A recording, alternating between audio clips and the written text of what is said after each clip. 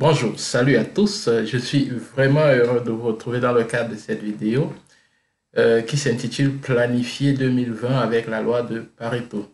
La loi de Pareto, encore appelée loi 20-80, c'est une loi qui m'a permis d'année en année de perfectionner davantage mes activités en sélectionnant ce qui est utile pour l'atteinte de mes objectifs et en mettant de côté ce qui n'est pas utile pour l'atteinte de ces objectifs. Et très souvent, dans plusieurs activités que je pratique, j'applique cette loi et elle me permet d'obtenir plus de rendement avec le moins d'efforts possible.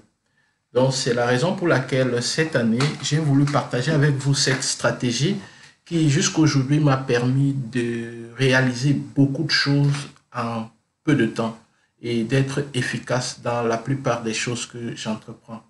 Donc, je vous la recommande particulièrement et vous comprendrez pourquoi en suivant cette vidéo jusqu'à la fin. Alors, c'est parti!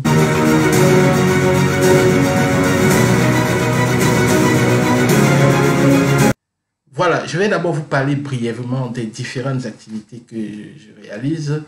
Donc, en appliquant cette loi, j'ai pu réaliser beaucoup de choses, beaucoup de choses dont je me retrouve sur plusieurs fronts à la fois.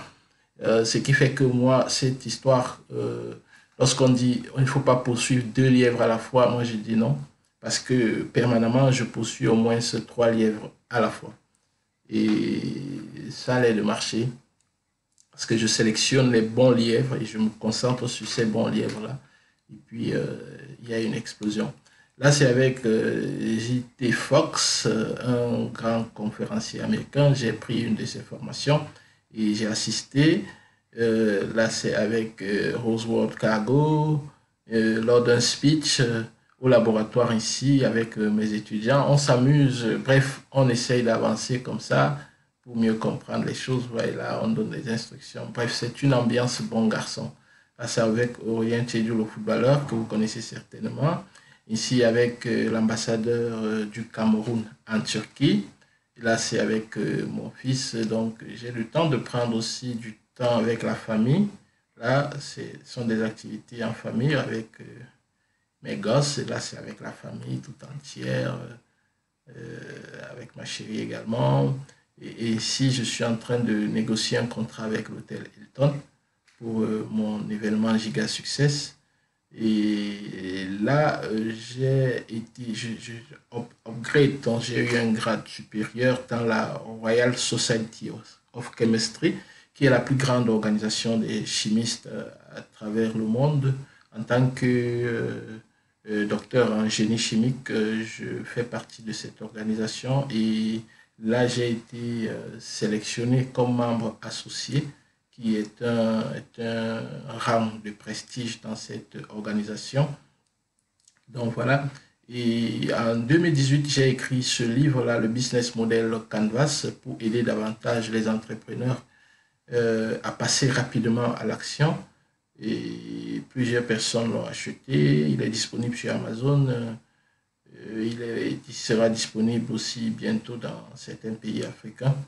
On s'est un peu traîné, mais c'est déjà au Sénégal, c'est déjà aussi au Cameroun. Bon, voilà. Le prochain livre sera Le chemin vers le succès. Il est en préparation, il va sortir bientôt sur Amazon et dans les librairies, il sera disponible. Je dois rappeler que j'ai également une maison d'édition et j'édite mes livres avec cette maison d'édition qui est les éditions Dilami d'Istanbul. Donc là, c'est l'événement Giga Success ici au labo. L'édition Dilami d'Istanbul. Bon, là, faut aller plus loin. Ici, c'est lors de Giga Success. Vous voyez les pictures avec Yann Gassa qui est venu de la France, avec Carmen qui est venu de l'Allemagne pour l'événement. Roberto Milano, donc il m'a pris un peu comme son mannequin parce qu'il a sponsorisé l'événement. Ici, c'est avec certains participants, pas tous, une quantité. Ici, c'est avec Kodia, la directrice de Aftuco, que vous pouvez voir là, qui est également une amie que j'accompagne, que je suis dans ces différents projets très positifs, entrepreneur à Istanbul. Là, c'est à Francfort, lors d'un voyage en Allemagne. Ici, c'est dans l'avion. Je ne sais plus trop, où j'allais ou d'où je venais. Mais là, j'étais en train de lire mon livre avec Aurélien Tchédjou, avec Roberto Milano, le directeur. Ici, c'est à Dakar, au Sénégal. Là, c'est avec des amis également à Dakar. Vous voyez, là, c'est à Dakar, dans mon hôtel. À côté, c'était probablement un soir ou un dimanche, je ne sais pas trop. Donc là, c'est toujours avec l'ambassadeur et son épouse. Ici, c'est lors d'un speech, lors de la présentation de Roberto Milano. Voilà, on avance là, ici, voilà, en Russie. Ici, c'est au Tataristan, le plus grand Coran du monde. Là, il est là et tout. Je suis allé visiter. Là, c'est avec l'ambassadeur de France ici en Turquie. Ici, avec le ministre de Commerce camerounais, avec des partenaires, en plein consulting avec une entreprise turque, l'ambassadeur de Suisse en Turquie. Là, c'est en Russie avec un ami qui est d'un pays des Balkans, ouais, un ami proche. Et là, vous voyez, ça, c'est les différents cachets de participation, des badges et blabla. Là, c'est lors d'un séjour à Paris, à la Tour Eiffel. Là, c'est à Reims, je crois, quelque part en France, ou à Limoges, en Russie, à Kazan. Et là aussi, c'est lors d'une activité touristique en Russie, et comme un soldat là et tout. Donc, c'est pour dire que quoi, je parviens à faire beaucoup de choses à la fois, des séminaires en France, en Russie, en Allemagne, en Belgique et tout, en Afrique également, comme probablement dans les jours prochains au Cameroun. Là, c'est avec le doyen à la faculté de génie civil de l'université Yildiz Technique. Là, c'est au laboratoire, dans l'entreprise pour laquelle je bosse actuellement. Et là, je suis au laboratoire avec ces jolies demoiselles-là. Là, c'est une étudiante, elle a eu son diplôme, elle est venue me le présenter pour me dire merci. Elle est très, très contente là, oui, c'est intéressant. Et là, c'est toujours avec Roberto Milano, le grand. Et si vous voyez, ça c'est lors de ma soutenance de thèse avec le drapeau du Cameroun que je tiens toujours à avoir là. Si l'Afrique avait un drapeau, c'est lui que j'allais utiliser. Et là, c'est avec le jury, avec Roberto Milano, toujours en plein speech. Là, c'est avec un professeur, le professeur Ahmed Kavas, qui est venu faire un speech à Giga Success. Voilà. Donc voilà toutes ces activités.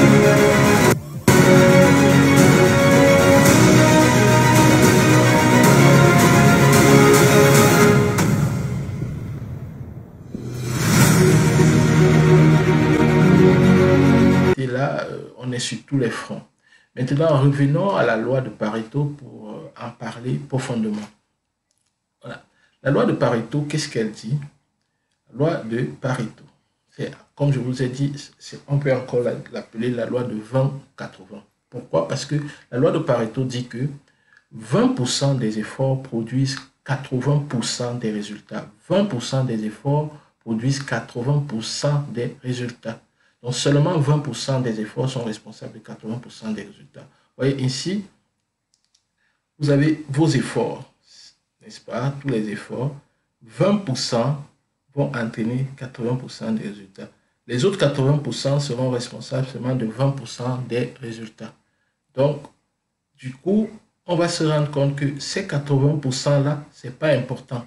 Ça veut dire que quoi? Ça veut dire que si vous éliminez ces 80% et vous vous concentrez sur ces 20%, vous allez toujours obtenir ces 80% des résultats. Et vous n'allez plus perdre le temps ainsi. Ça veut dire que si vous dépensez 100 heures pour faire une activité, si on prend ça comme ça, il n'y a que 20 heures dans ces 100 heures-là où vous allez, qui vont produire 80% des résultats. Vous voyez un peu.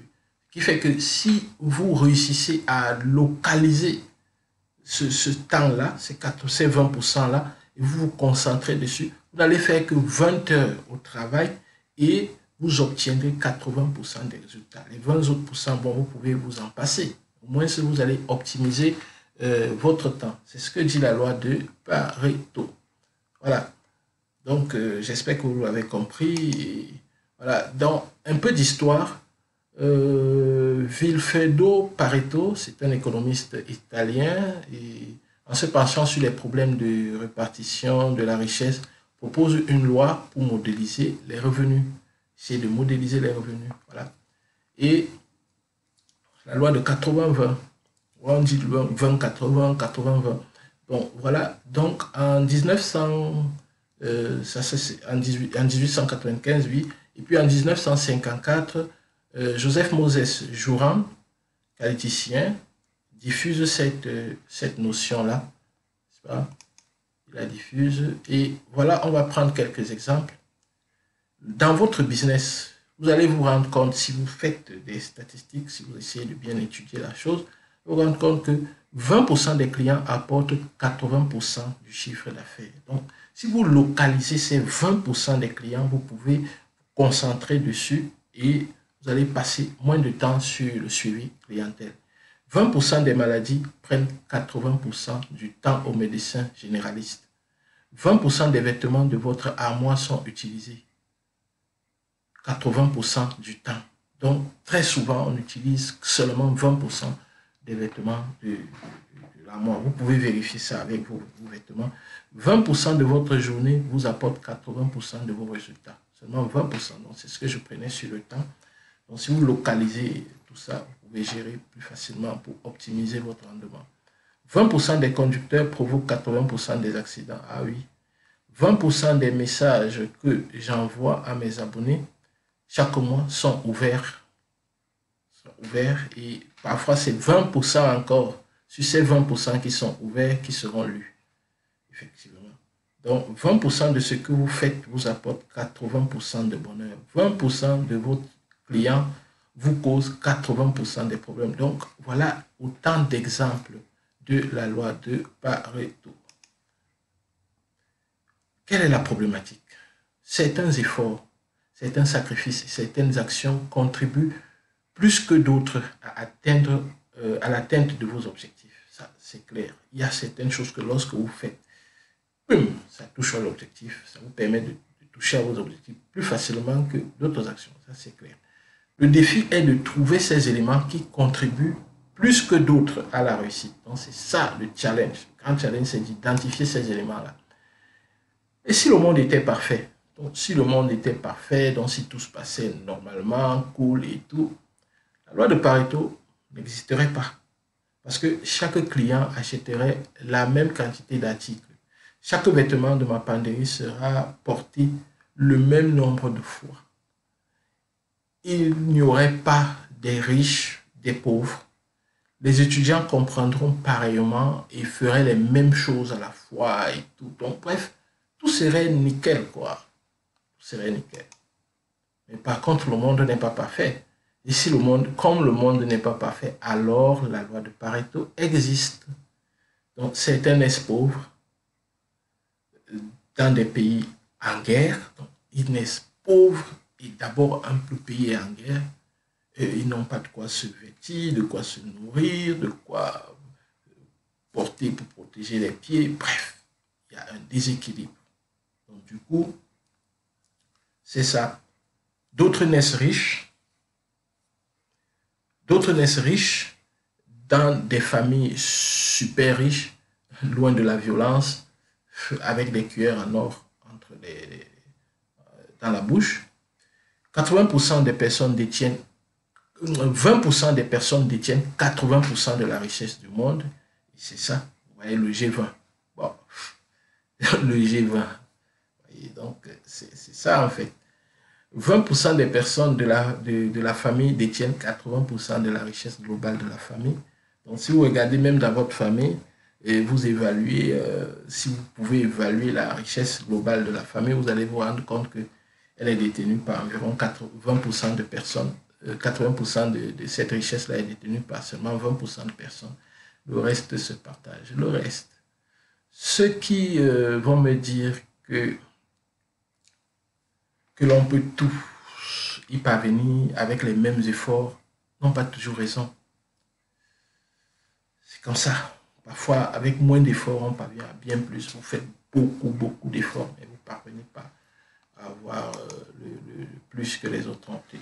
Donc, vous vous demandez en quoi cette loi peut vous aider à réussir en 2020. La question est légitime. Voilà. La majorité de vos activités, de vos amis, les tâches, les rendez-vous, les posts sur Facebook et les autres réseaux sociaux, l'argent que vous dépensez, etc., contribue de manière minime à ce que vous souhaitez vraiment obtenir. Ça, c'est la réalité. Quelles sont les activités, les actions concrètes que j'ai réalisées en 2019? Quels sont les 20% des actions concrètes sur lesquelles me concentrer en 2020? Voilà. Parce que je ne change pas, c'est moi, je continue. Alors, je sélectionne ce qui m'a produit le plus de résultats en 2019 et j'essaye de me concentrer dessus pour 2020. Ce qui m'a produit le moins de résultats, c'est-à-dire les 80% qui m'ont donné seulement 20% des résultats, je peux carrément les mettre de côté pour avancer. Voilà. Comme ça, je perds moins de temps et je gagne plus. Voilà, je vais vous prendre mon exemple pour 2019 avec le cas de ENG Consulting Turquie. Je vais rester sur ENG Consulting Turquie que je gère en Turquie. Les activités du Cameroun, je ne vais pas trop en parler ici. Et voilà. Question bilan 2019. Qu'est-ce qu'on va dire? J'ai fait comme activité les vidéos autour des projets, de mes projets, donc training, Turquie Business, donc la formation, la Turquie Business, j'ai fait des vidéos autour de ça. Et si vous suivez cette vidéo sur YouTube, donc ça fait partie, il y a des vidéos sur la chaîne que j'ai fait également sur ces problématiques-là de formation de la Turquie et puis des affaires en relation avec la Turquie, beaucoup plus. Donc ça m'a rapporté environ 20%, 25%, autant pour moi, 25% dans mon chiffre d'affaires. Voyez? Donc la consultation des entreprises turques, de Turquie et d'Afrique, 33% du chiffre d'affaires. Consultation en ligne, donc environnement, entrepreneuriat, optimisation. Et pour ça, j'ai des clients un peu repartis que je ne connais pas vraiment physiquement, mais qui payent pour un certain nombre de prestations, dont la rédaction des rapports, l'analyse de certaines données, la rédaction de certains articles de haut niveau. Donc là, ça m'a rapporté 20% du chiffre d'affaires. C'est une activité à laquelle je ne me consacre pas uniquement parce que il m'arrive de refuser des projets dans ce sens-là lorsque je ne trouve pas mon compte ou alors que je ne suis pas disponible. La gestion des clients sur WhatsApp, sur des WhatsApp groupes, 3%. Le dropshipping pour les vêtements, beaucoup plus textile et patati patata, 8%. Donc, les ventes des cours en ligne. Donc, j'ai des cours en ligne qui sont commercialisés. Donc, c'est terminé. J'ai mis en ligne. C'est là en permanence. Et puis, de temps en temps, quelqu'un l'achète et puis l'argent est viré. Donc, il m'arrive de me réveiller le matin et me rendre compte que il y a 30 $ qui ont été virés dans mon compte pour une activité que j'ai faite depuis. Bon, ça me fait toujours sourire, quoi.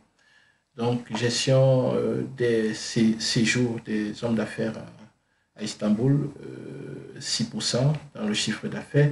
Vente des livres publiés par la maison d'édition. Donc, activité maison d'édition m'a rapporté 4% sur le chiffre d'affaires. Voilà. Donc, ça, c'est le bilan. Maintenant, comment je vais planifier 2020? Je me rends compte ici, après avoir analysé ceci, attention, après avoir analysé ceci, la deuxième étape, c'est que je classe ça par ordre décroissant. voyez, cette activité a rapporté 33% dans le chiffre d'affaires. Je vais mettre en haut. Celle-là est la suivante, 25%, je mets en bas.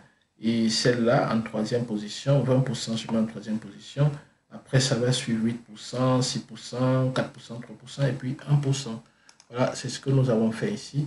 33%, plus élevé, 33%. Bon, voilà. Oui, ça va jusque-là.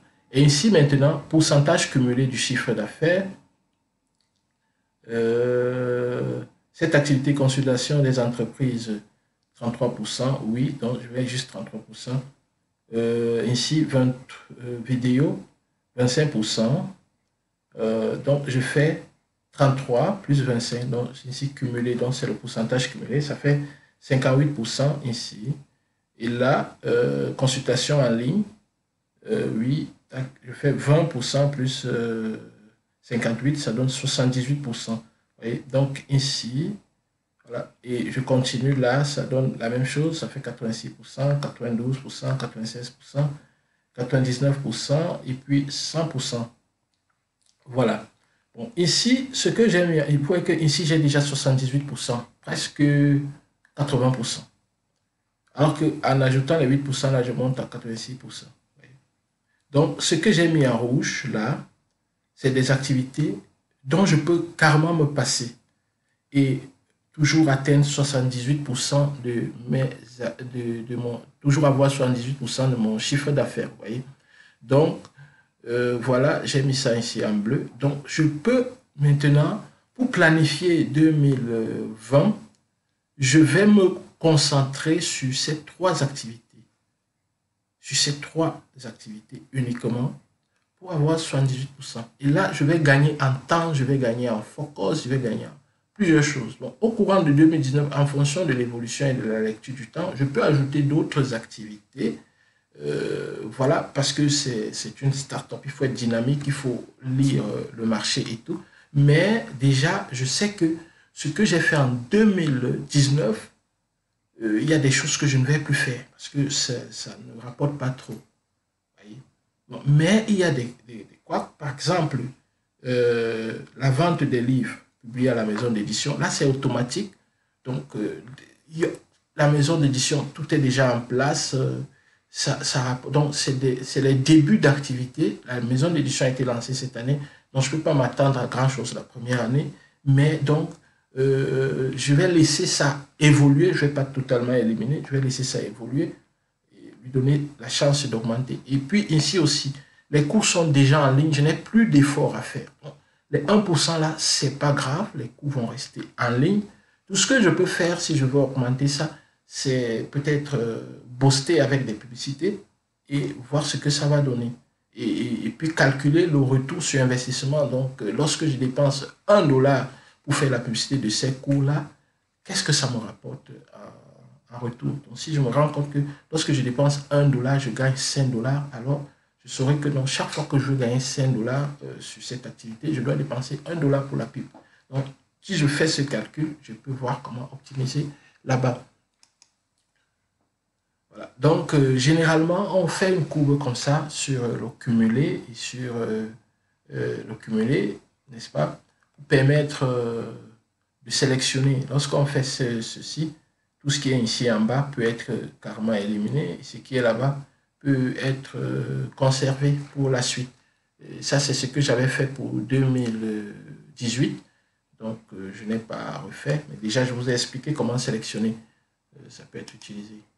Voilà. Maintenant, question. On s'interroge.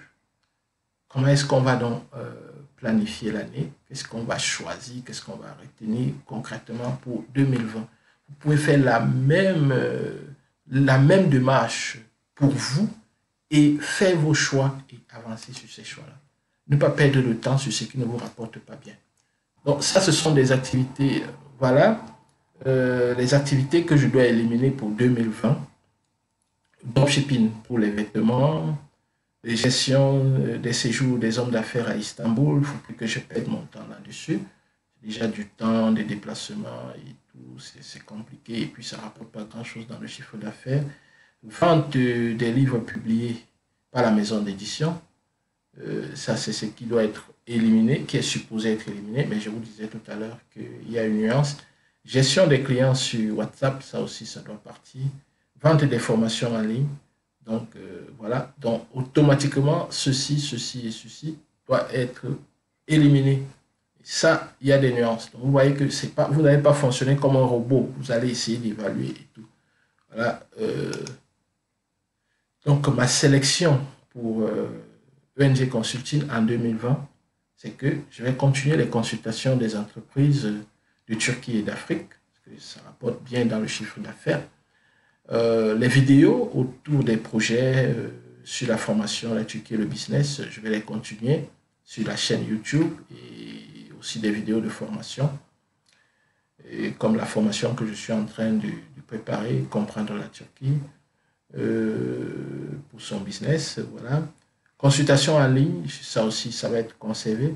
Et puis, la vente des produits numériques en ligne, principalement sur Udilami pour les formations, sur Dilami pour les formations et sur Udilami pour les livres. Donc, ça va continuer. Vous voyez que ici, ça résume les deux activités où je disais qu'il y a nuance, n'est-ce pas? Donc, c'est bon. Voilà les 4 aspects sur lesquels je vais focus pour 2020. Et pour focus là-dessus, j'ai déjà un petit programme qui sera bien déroulé. Donc, voilà un peu comment je fais mon bilan 2020 et mon bilan 2019 et mon plan pour 2020. La présentation de mon projet. Vous devez circonscrire et bien présenter votre projet. Qu'est-ce que j'aime le plus au monde? Qu'est-ce que vous aimez le plus au monde? C'est-à-dire que parfois vous vous demandez qu'est-ce que vous allez faire? Comment vous posez-vous la question? Qu'est-ce que vous aimez le plus au monde? Qu'est-ce qui me fait me sentir accompli? Il y a certainement quelque chose que lorsque vous faites, vous avez une joie. Mais alors, une grande joie. C'est quoi? Je veux créer un commerce. Pour qui je veux créer ce commerce-là? Comment je me vois? Comment je me vois? Quel est l'objectif ultime pour mon affaire? Mon objectif ultime pour ma famille, c'est quoi? Mon objectif ultime pour mon style de vie, c'est quoi? Donc, il y a un certain nombre de questions. Ça, c'est juste des propositions. Vous pouvez reformuler à votre guise, mais il y a des questions fondamentales à vous poser. Et vous devez apporter des réponses claires et nettes à ces questions-là. Objectif le premier mois. Objectif 3 mois plus tard. Objectif dans 6 mois.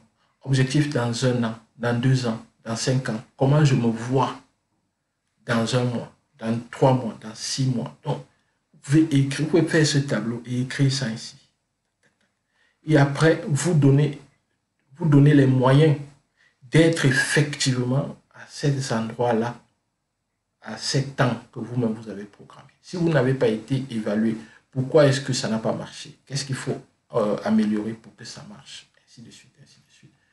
Comme ça, vous deviendrez de plus en plus, vous serez de plus en plus la meilleure version de vous-même. Bon, voilà. 2019, ça va. Et je souhaite que ça parte avec tous les malheurs que vous avez pu connaître, tous les déboires en rouge là. Et que 2020 vienne s'installer en bleu, l'espoir, le ciel, et vous apporte tout le bonheur que vous méritez bien d'avoir. Mais jouez sur votre mental. Bonne chance à vous et encore heureuse année 2020. Si vous avez fait cet exercice, si vous avez trouvé ça intéressant, dites-le dans les commentaires. Et si vous avez fait cet exercice et qu'il vous a apporté des bilans, il vous a apporté un peu plus dans votre chiffre d'affaires, n'oubliez pas de le mentionner progressivement tout au long de l'année et parfois, et pourquoi pas à la fin de l'année. Alors, merci d'avoir suivi cette vidéo et je vous dis ciao. On se retrouve dans le cadre d'une prochaine vidéo. Au revoir.